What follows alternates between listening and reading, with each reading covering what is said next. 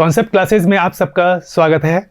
हम लोग डिस्कस करते हैं आज केमिस्ट्री चैप्टर मोल अभिधारणा।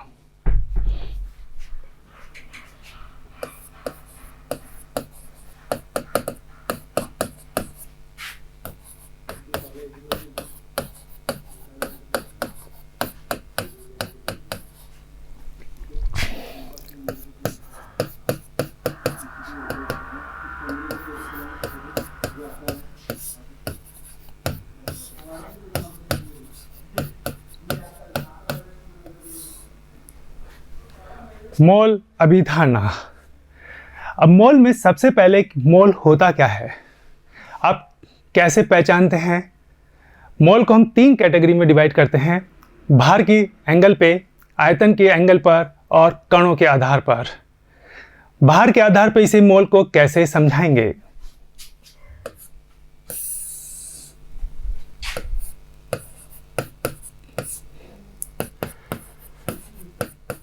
पदार्थ का भार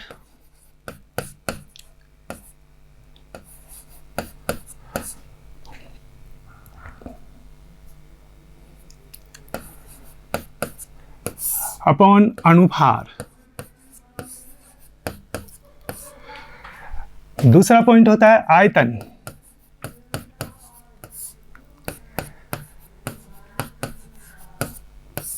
पदार्थ का आयतन अपॉन 22.4 लीटर गैस का आयतन। और तीसरा पार्ट है कण।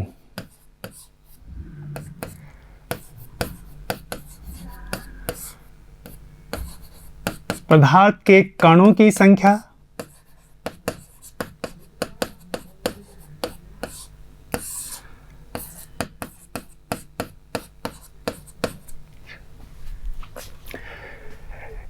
मोल को तीन कैटेगरी में हमने डिवाइड किया, भार के आधार पर, आयतन के आधार पर और कण के आधार पर। भार के आधार पर बात करते हैं तो सबसे पहला पॉइंट है पदार्थ का भार अपॉन अणुभार। अब द पॉइंट पदार्थ का भार। पदार्थ का भार किस में मापा जाता है? पदार्थ के भार को हम दो पार्ट में मापते हैं। एक होता है हमारा AMU और दूसरा होता है ग्राम। AMU जो है ना, क्या बताता है? मास ऑफ वन एटम, यानी एक कण का भार बताता है। और ग्राम मास ऑफ वन मोल, एक मोल का भार बताता है।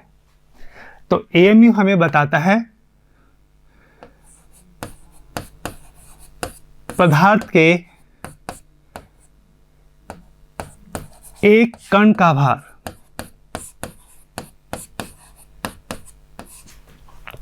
और ग्राम क्या बताता है? पदार्थ के एक मोल का भार। तो दोनों में फर्क समझ में आया। यदि एक कण का भार हमें निकालना है तो बोलेंगे AMU में, और एक मोल का भार हमें बताना है तो हम बताएंगे ग्राम में। जैसे एग्जाम्पल यानी उदाहरण के लेकर हम बात करें, कार्बन। यदि मैं कार्बन के भार को लिखता हूं 12 AMU, इसका मतलब यह कार्बन के एक परमाणु का भार है। तो ये क्या बताएगा? तो 12 AMU क्या हो जाएगा? कार्बन के एक परमाणु का भार। और यदि मैं यहां पर लिखता हूं 12 ग्राम, तो ये किसका भार हो गया? कार्बन के एक मोल का भार। तो कार्बन के एक मोल परमाणु का भार कितना है? 12 ग्राम। और कार्बन के एक परमाणु का भार कितना है? 12 AMU।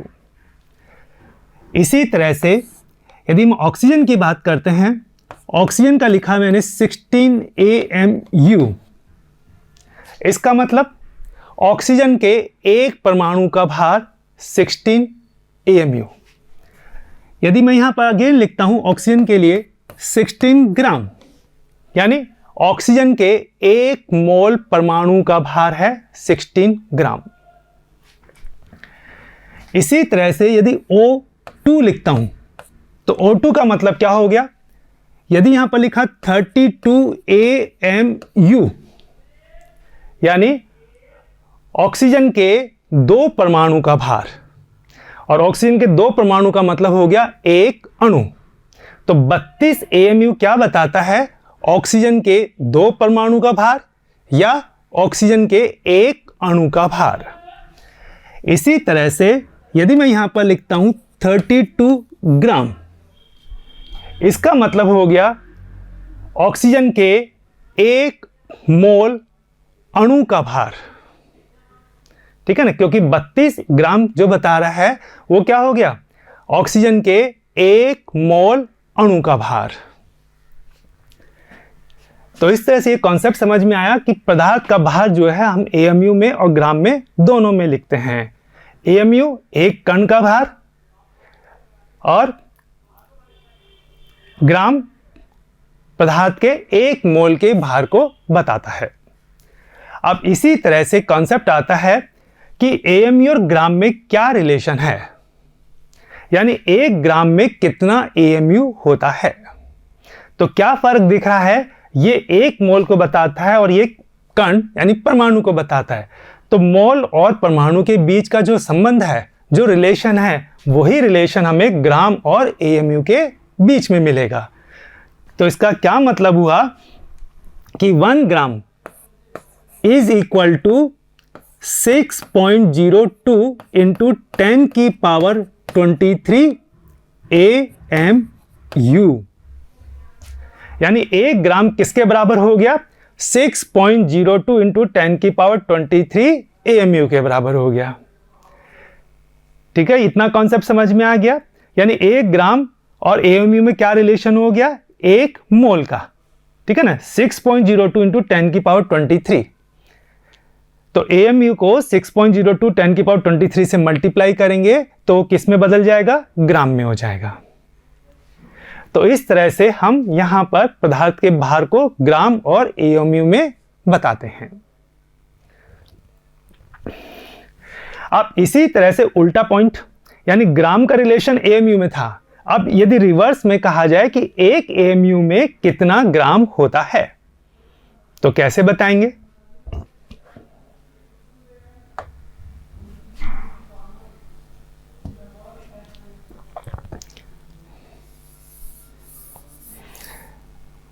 यस, यानी हमें 1 AMU, तो 1 AMU में कितना ग्राम होगा?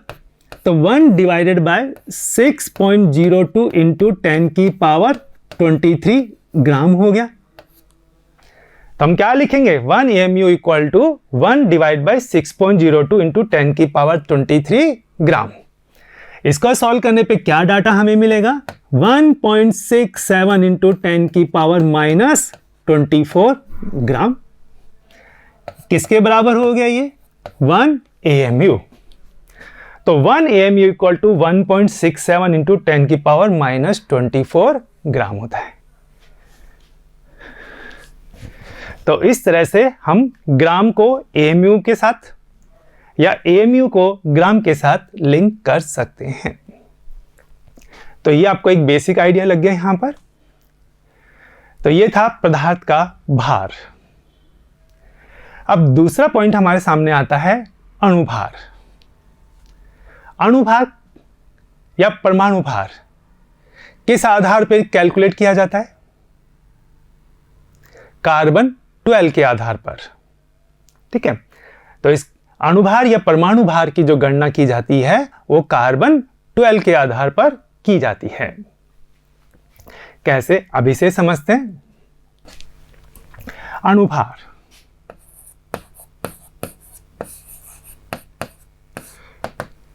यानी अणु में उपस्थित सभी परमाणुओं का भार। उदाहरण के लिए हम बात करें H2O।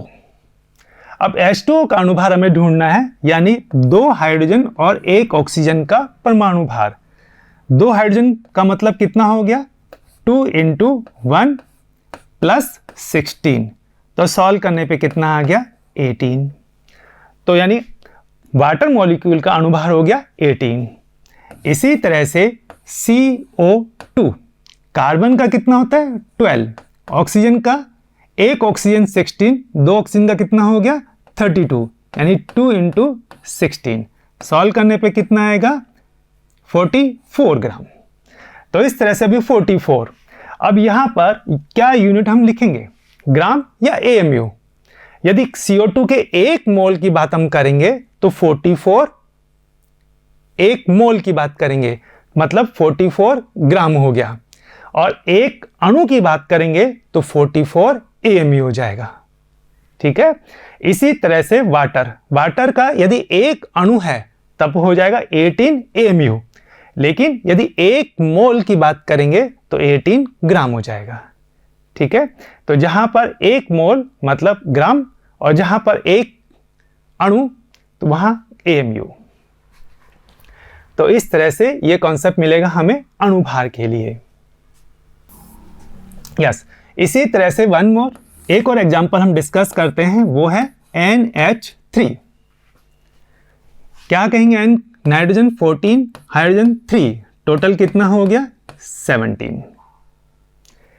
और H2SO4 क्या कहेंगे 2 + 32 + 64 मतलब 98। अब इस कंडीशन में यानी हमें जब किसी भी अणु का भार निकालना है तो हमें दिए गए तत्व का परमाणु भार याद होना चाहिए। मतलब हाइड्रोजन का यदि हम बात करें तो एक हाइड्रोजन का परमाणु भार 1 होता है तो 2 का 2 हो गया। इसी तरह से S मतलब हो गया सल्फर, सल्फर का परमाणु भार 32, तो और ऑक्सीजन का परमाणु भार 16, 4 ऑक्सीजन मतलब 64, टोटल काउंटिंग करने पर 98 आता है। इसी तरह से आपसे कहा गया ग्लूकोज। अब ग्लूकोज का हमें फॉर्मूला पता होना चाहिए। क्या फॉर्मूला होता है C6H12O6। तो क्या आंसर मिलेगा 6 × 12 + 12 × 1 + 6 × 16। सॉल्व करने पे कितना आएगा 180। ठीक है, तो इस तरह से हम किसी भी मॉलिक्यूल यानी किसी भी अणु का भार निकाल सकते हैं। बस कंडीशन क्या है कि दिए गए तत्वों का परमाणु भार हमें पता होना चाहिए। तो ये सब को समझ में आ रहा है, तो हम आसानी से किसी भी अणु का भार निकाल सकते हैं। और हमें जिसने और एग्जाम्पल की अपन बात करें, सुक्रोज, केन शुगर, शर्करा, क्या भार होगा उसका? यस, क्या फॉर्मूला होता है शुगर का, केन शुगर?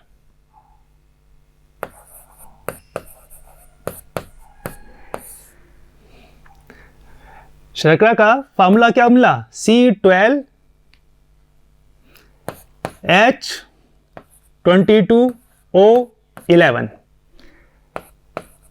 12 × 12 + 22 × 1 + 16 × 11। सॉल्व करने पे कितना आएगा 342। तो इस तरह से हमें फॉर्मूला मिला C12H22O11 यानी 342। तो अब ये सब समझ गए कि कोई भी हमें दे दिया जाए तो हम आसानी से अणुभार निकाल सकते हैं। अब हमारा फर्स्ट फॉर्मूला जो था भार की दृष्टि से मोल की गणना, मतलब पदार्थ का भार अपॉन अणुभार, तो आसानी से हम इस कॉन्सेप्ट को सीख गए। अब इसके आधार पर हम लोग न्यूमेरिकल सॉल्व कर सकते हैं। ठीक है, चलिए एक न्यूमेरिकल हम यहां पर ट्राई करते हैं। इसके लिए यह सब सेकंड न्यूमेरिकल की बात कर रहे थे। न्यूमेरिकल हमने लिखा था सल्फर के 8 ग्राम में मोलों की संख्या ज्ञात करें।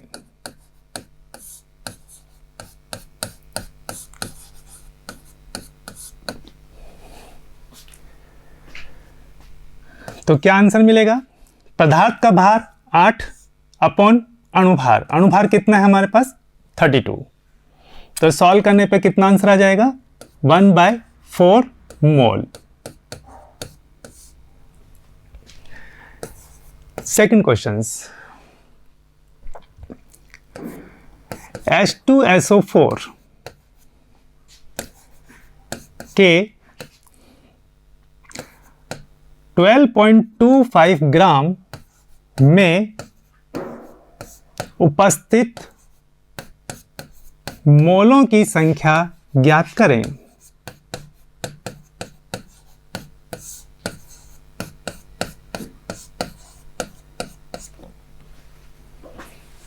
H2SO4 के 12.25 ग्राम में उपस्थित मोलों की संख्या ज्ञात करें। पदार्थ का भार 12.25, अणुभार 98, कितना हो जाएगा?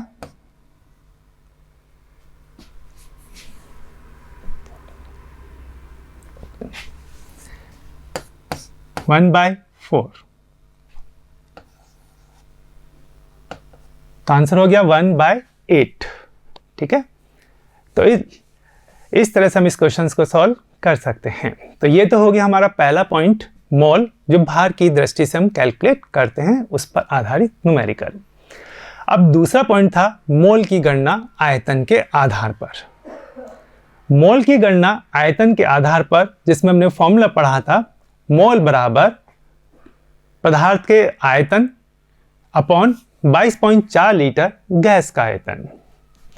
अब उस पर आधारित न्यूमेरिकल की बात करें। CO2 के 5.6 लीटर में उपस्थित मोलों की संख्या ज्ञात करें।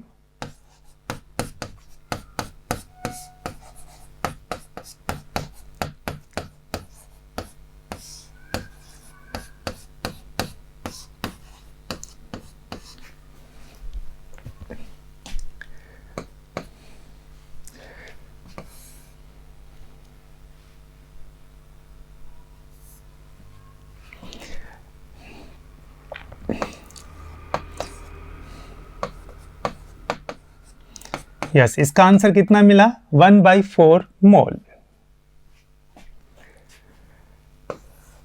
यस, कॉन्सेप्ट समझ में आ गया। 5.6 लीटर हमें दिया था और 22.4 से हमने डिवाइड कर दिया, इस तरह से हमें मोल मिला 1/4। अब इसमें उल्टा भी पूछ सकते हैं, मतलब आपको आयतन देखकर भार पूछ सकते हैं और भार देखकर आयतन भी पूछ सकते हैं। जैसे लिखिएगा अगला पॉइंट, CO2 के 2.8 लीटर का भार STP पर बताइए या ज्ञात करें। सबसे पहले अब यहां पर क्या करना होगा, जो आयतन हमें दिया है उस आयतन को पहले मोल में बदलेंगे। ठीक है, तो इसका मतलब कितना मोल हमें मिला? 2.8 डिवाइड बाय 22.4। सॉल्व करने पर आ गया 1/8 मोल। तो इस तरह के क्वेश्चन में सबसे पहले आप मोल निकाल लो। तो जो आयतन हमें दिया उसको 22.4 से डिवाइड किया और हमें मिला 1/8 मोल। अब इस मोल को भार में बदलते हैं, तो फॉर्मूला नंबर 1 को यूज करते हैं। उसमें हमें क्या दिया था? मोल। मोल बराबर हो गया भार अपॉन अणुभार। अणुभार कितना है CO2 का? 44। तो इस आधार पर भार हमें मिलेगा 44 इंटू 1/8। ठीक है, सॉल्व करने पर हमें मिलेगा 5.5 ग्राम। तो इस तरह से कॉन्सेप्ट समझ में आ गया कि आयतन दिया हो और यदि भार निकालना है तो सबसे पहले आयतन को मोल में बदलो और फिर उस मोल को भार में बदलने के लिए फॉर्मूला नंबर 1 यूज करो। ठीक है, अब इसी तरह से तीसरा फॉर्मूला हमारा था कण। कण की हम बात करते हुए चलें तो कण की दृष्टि से हमने क्या फॉर्मूला देखा, पदार्थ के कणों की संख्या अपॉन 6.02 इंटू 10 की पावर 23। अब इसे हम यूज करते हैं, तो उसे यूज करते हुए नेक्स्ट क्वेश्चंस।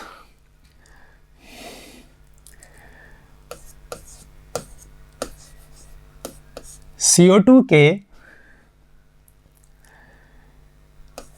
2 मोल में उपस्थित अणुओं की संख्या ज्ञात करो।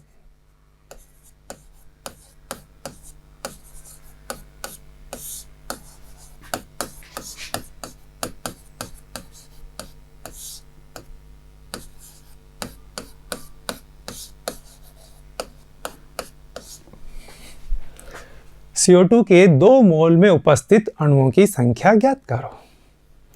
क्या करेंगे यहां पर, फॉर्मूला नंबर 3, मोल, कितना मोल गिवन है 2, अपॉन अणुओं की संख्या,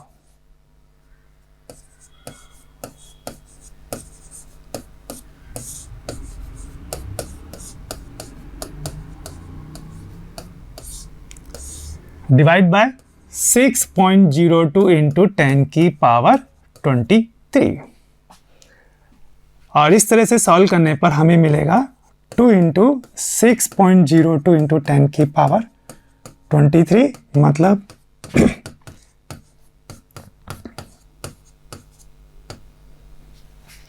12.04 इंटू 10 की पावर 23। अब इसी क्वेश्चंस के अंदर अणु की जगह हमसे पूछ लिया जाता परमाणुओं की संख्या बताओ। यानी क्या कहा गया क्वेश्चंस में, CO2 के 2 मोल में उपस्थित परमाणुओं की संख्या ज्ञात करो।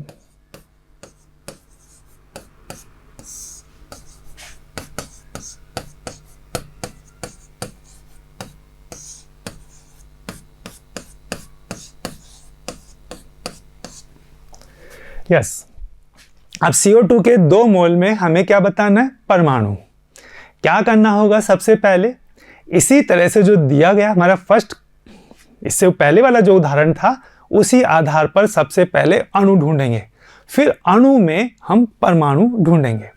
मतलब क्या हुआ कि आपको सबसे पहले 2 लिखा, फिर यहां पर अगेन सेम अणुओं की संख्या,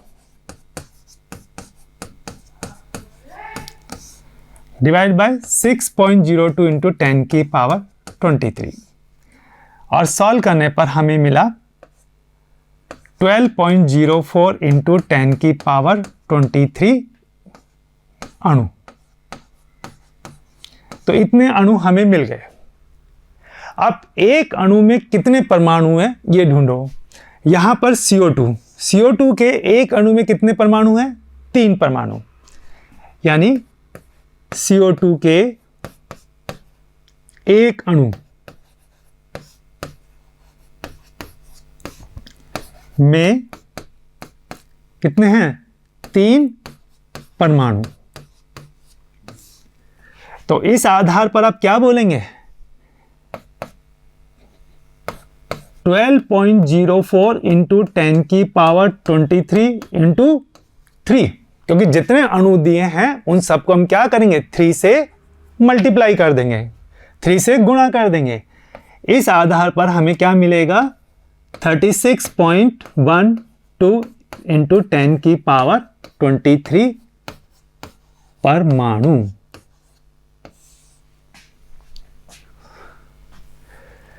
तो कॉन्सेप्ट समझ में आ गए यहां तक।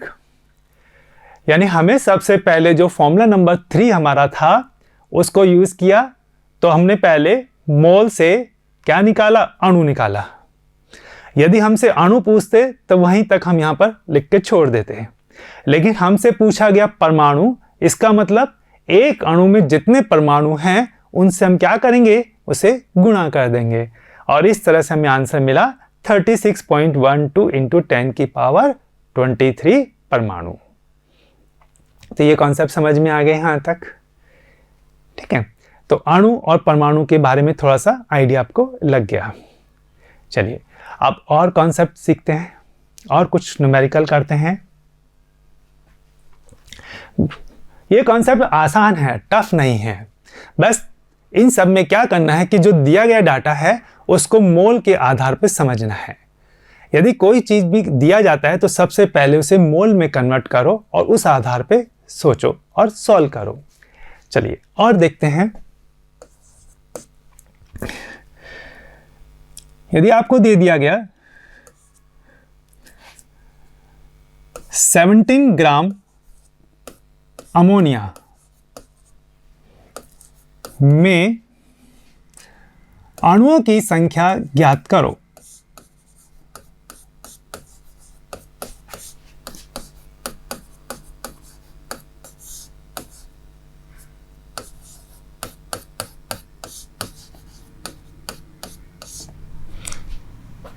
ठीक है ना। 17 ग्राम अमोनिया में अणुओं की संख्या ज्ञात करो।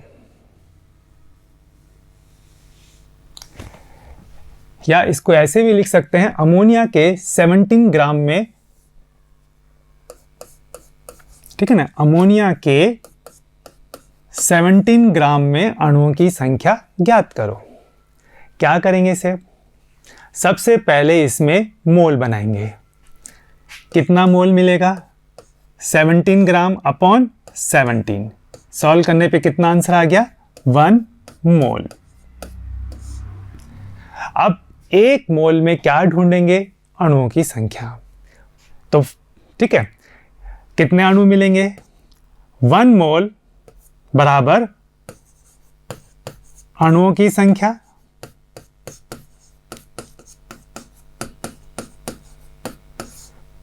डिवाइड बाय 6.02 इंटू 10 की पावर 23।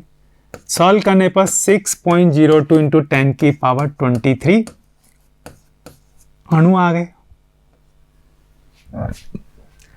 अब हमें क्या ढूंढना है इसमें? अणु की संख्या। तो हमारा यही आंसर हो जाएगा, ठीक है। चलिए और क्वेश्चन सॉल्व करते हैं। एक और क्वेश्चंस को सॉल्व करने के लिए आपको अगेन जैसे पदार्थ का भार दिया था, भार को पहले अणुभार का भाग देकर क्या करेंगे? मोल निकालेंगे और फिर उस मोल को कन्वर्ट करेंगे किसमें? क्वेश्चंस में पूछा अणु तो अणु निकालेंगे। यदि आयतन पूछता तो फॉर्मूला नंबर 2 को यूज करते, 22.4 लीटर से मल्टीप्लाई कर देते, ठीक है। चलिए वन मोर। H2SO4 के 24.5 ग्राम में उपस्थित परमाणुओं की संख्या ज्ञात करो।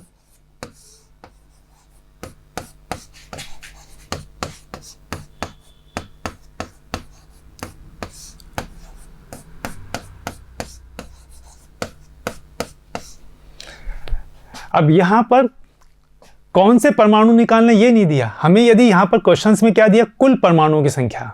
यदि ये कहता ऑक्सीजन तो हम ऑक्सीजन के परमाणु निकालते, ठीक है।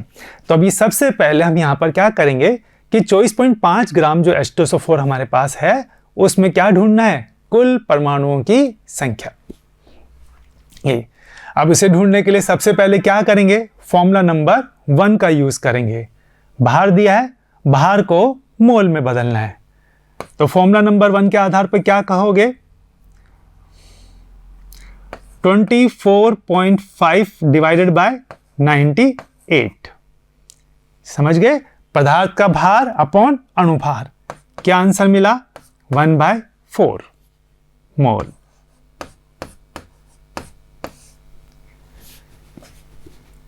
ठीक है, 1/4 मोल हो गया।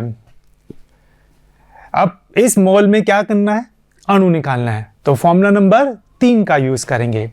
तो 1/4 बराबर हो गया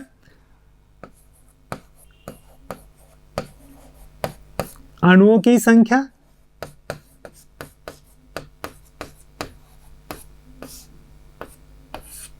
डिवाइड बाय 6.02 इंटू 10 की पावर 23। इस आधार पर क्या आंसर हमें मिलेगा? 1/4 इंटू 6.02 इंटू 10 की पावर 23। सॉल्व करने पर 1.5 इंटू 10 की पावर 23 अणु।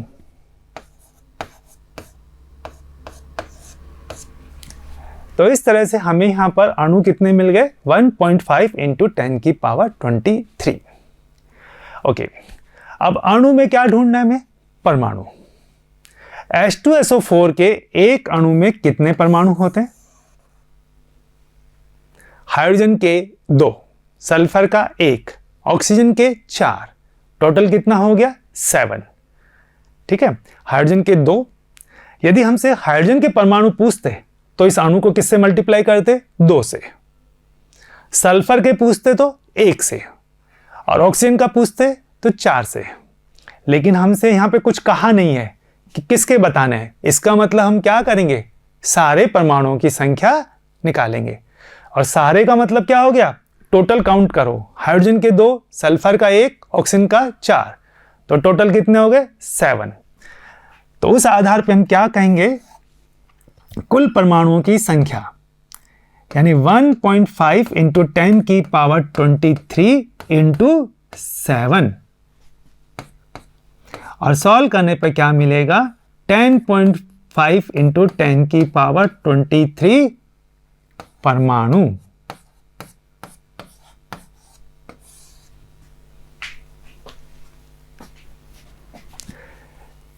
तो कॉन्सेप्ट आसान हो गया।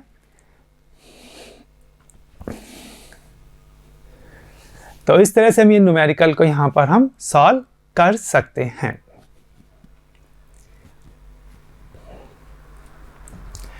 अब जिस तरह से हम यहां पे क्या देख रहे हैं? बाहर को किस में कन्वर्ट किया? परमाणु में। ठीक है, अब इसी तरह से आयतन देखकर परमाणु की संख्या पूछ सकता है, या उल्टा परमाणुओं की संख्या देखकर भार पूछ सकता है या आयतन पूछ सकता है। चलिए और सॉल्व करते हैं।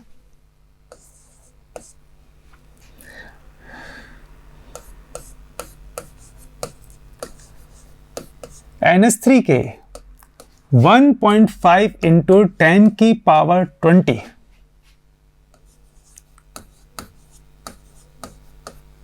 अणुओं का भार ज्ञात करें।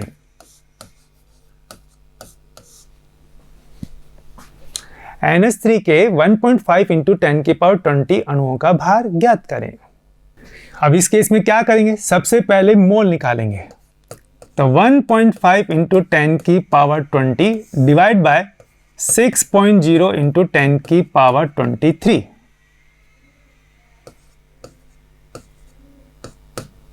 तो क्या आंसर आ जाएगा यहां पर? 1/4 इंटू 10 की पावर -3। तो ये हमने क्या किया? यानी सबसे पहले अणुओं का भार निकालना है।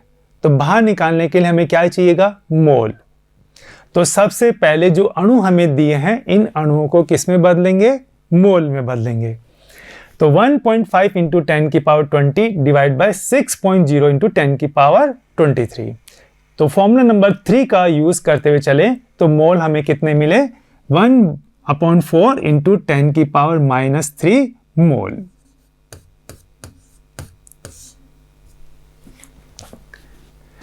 अब मोल का क्या करना है? बाहर निकालना है। तो इसमें क्या करेंगे? फॉर्मूला नंबर 1 का यूज करेंगे। तो उस केस में मोल हो गया हमारा 1/4 इंटू 10 की पावर -3 भार अपॉन अनुभार।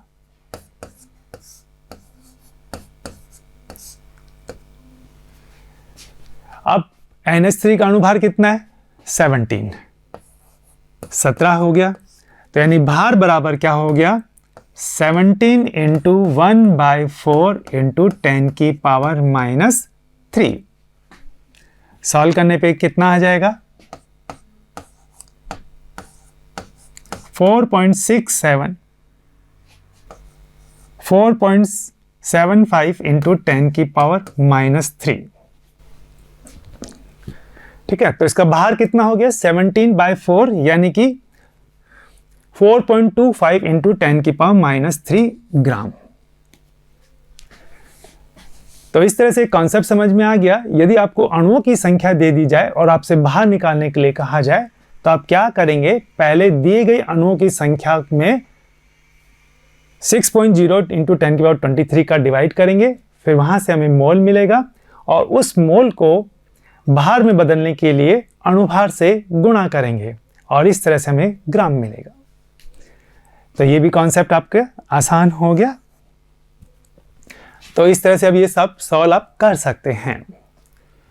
एक और क्वेश्चन हम करते हैं जिसमें हमें देखिए H2SO4 के 3 इंटू 10⁻22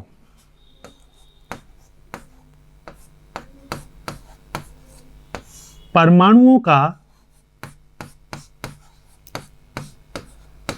STP पर आयतन ज्ञात करें।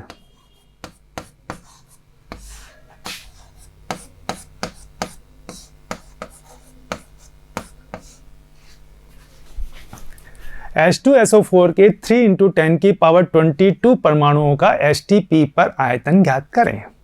ठीक है, अब सबसे पहले क्या करेंगे, यहां पर हमें परमाणु दिया है और आयतन निकालना है। तो आयतन निकालने के लिए हमें क्या चाहिए, मोल। तो हम क्या करेंगे, परमाणुओं को मोल में बदलेंगे। तो परमाणुओं को मोल में बदलने से पहले सबसे पहला स्टेप क्या होगा कि परमाणुओं से क्या बनाओ, अणु बनाओ। अणु बनाओगे तभी मोल निकलेंगे।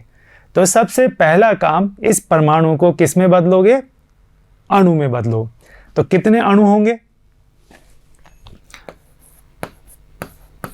तो अणुओं की संख्या किसके बराबर हो गया हमारा, यानी जितने परमाणु दिए हैं उनसे अणु कैसे बनाओगे, मल्टीप्लाई करोगे या डिवाइड करोगे।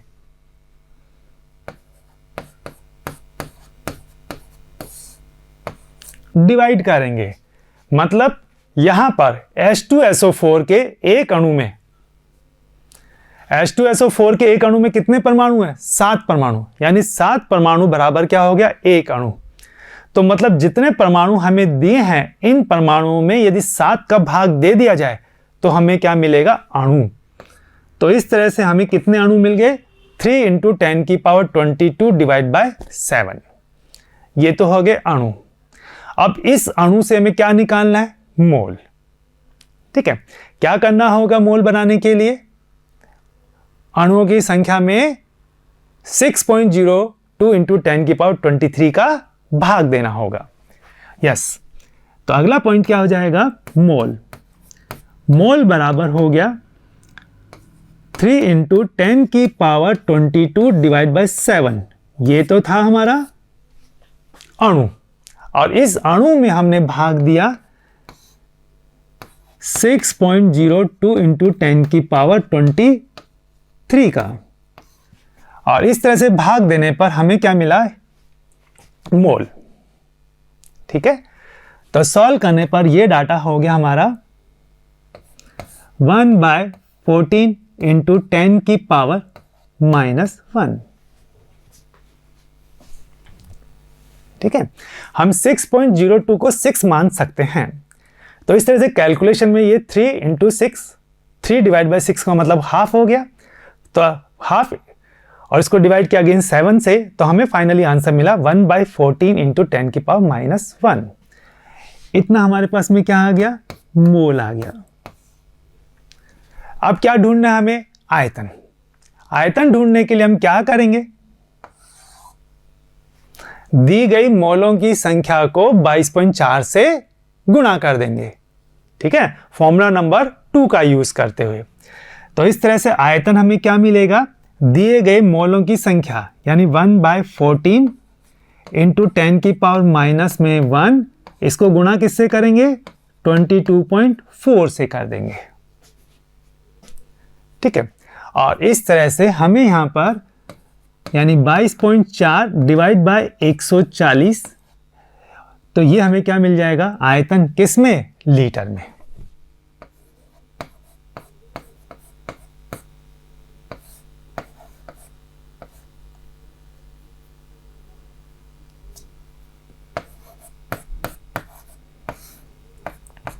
ठीक है, तो इस तरह से हमें आयतन मिलेगा 22.4 डिवाइड बाय 140 लीटर। तो ये कॉन्सेप्ट समझ में आ गया। यानी H2SO4 के 3 × 10⁻22 परमाणुओं का STP पर आयतन ज्ञात करो। ऐसी कंडीशन में हम क्या करेंगे, सबसे पहले दिए गए परमाणुओं को किस में बदलेंगे, हम अणु में। उसके लिए हम क्या करेंगे, उसमें 7 से डिवाइड करेंगे। क्यों? क्योंकि H2SO4 के एक अणु में परमाणुओं की संख्या कितनी है, 7, इसलिए हम 7 का भाग दे देंगे और इस तरह से हमें मिलेगा अणुओं की संख्या। अब दिए गए अणुओं की संख्या में फिर 6.02 × 10⁻23 का भाग दिया। क्यों? क्योंकि हमें क्या बनाना था, मोल बनाना था। अब इस तरह से मोल आ गया। अब मोल को आयतन में बदलने के लिए क्या करेंगे, 22.4 लीटर से गुणा करेंगे और इस तरह से हमें आंसर मिलेगा 22.4 डिवाइड बाय 140 लीटर। तो ये कॉन्सेप्ट आपको समझ में आ गया कि मोल क्या होता है। ठीक है, और मोल को हम किस तरह से भार की दृष्टि से, आयतन की दृष्टि से या कण मतलब परमाणु या अणु की दृष्टि से हम कैसे कैलकुलेट कर सकते हैं। बहुत आसान कॉन्सेप्ट है, बस थोड़ा सा हमें क्या चाहिएगा, प्रैक्टिस। ठीक है, जितना प्रैक्टिस उतना अच्छा है। अच्छा, एक और चीज बताइए, भार की गणना हम किस में करते हैं, AMU और ग्राम में। 1 ग्राम क्या बताता है, 1 मोल अणु का भार। ठीक है, और या 1 मोल परमाणु का भार। यदि मोल मेरा परमाणु में दिया है तो क्या होगा, 1 ग्राम परमाणु का भार हो गया। और यदि मोल अणु में दिया है तो क्या होगा, 1 मोल अणु का भार होगा। ठीक है,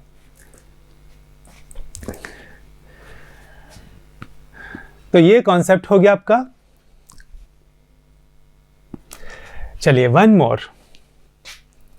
तो इस तरह से अब ये सब कैलकुलेट कर लेंगे मोल के आधार पर कैलकुलेशन।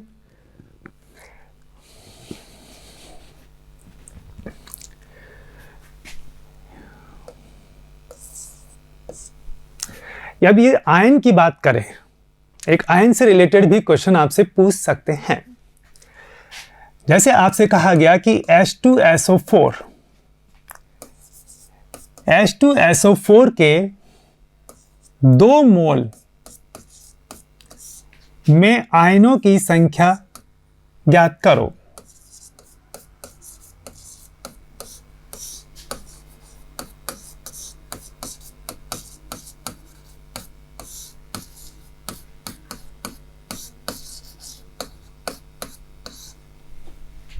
H2SO4 के 2 मोल में आयनों की संख्या ज्ञात करो।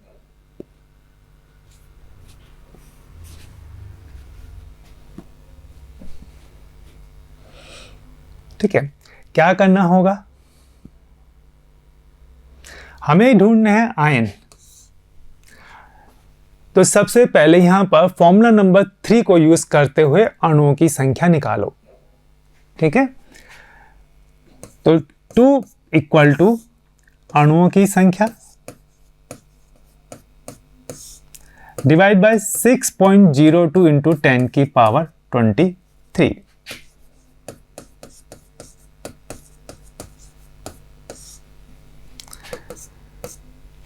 तो ये हो जाएगा आपके पास में 12.04 इंटू 10⁻23 अणु।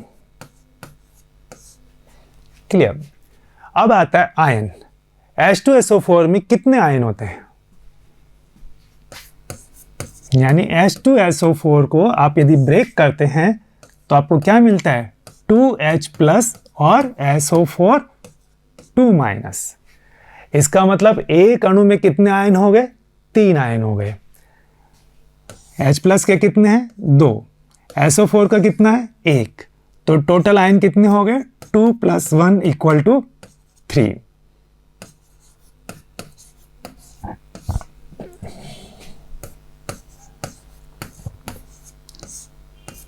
तो ये कॉन्सेप्ट समझ में आ गया कि एक अणु में कितने आयन हैं? 3 आयन हैं। अब हमारे पास जितने अणु दिए हैं उसको यदि आयन में बदलना होगा तो क्या करेंगे? 3 से गुणा करेंगे।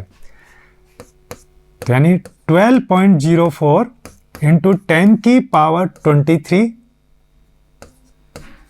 इसको 3 से गुणा करेंगे और इस आधार पर 36.12 × 10⁻23 क्या मिलेंगे हमें? आयन। तो इस तरह से आप आयन यहां पर कैलकुलेट कर सकते हैं। तो बाकी सारी चीजें सेम है, केवल आपको यहां पे नया कॉन्सेप्ट क्या मिला कि H2SO4 यानी जो दिया गया अणु है उसको आप आयन में तोड़ देंगे, ठीक है, और इस आधार पर आयनों की संख्या आप निकाल सकते हैं। सपोज इसी क्वेश्चन में आपसे पूछता कि H2SO4 के 2 मोल में H प्लस आयनों की संख्या ज्ञात करो, तो आप क्या करते? 3 की जगह 2 से गुणा करते, क्योंकि H प्लस कितना है? 2 है। यदि आपसे पूछते सल्फेट आयन यानी SO4 2- के आयन की संख्या बताओ, तो क्या करते? 3 की जगह 1 से गुणा करते। तो कॉन्सेप्ट समझ में आ गया यहां पर। तो ये सारा का सारा कैलकुलेशन किसके लिए? हमारा मोल के लिए हो गया, ठीक है। तो आपको ये समझ में आ गया यहां तक। तो आज हम लोग यहीं तक डिस्कस करते हैं, बाकी सब नेक्स्ट क्लास में पढ़ेंगे।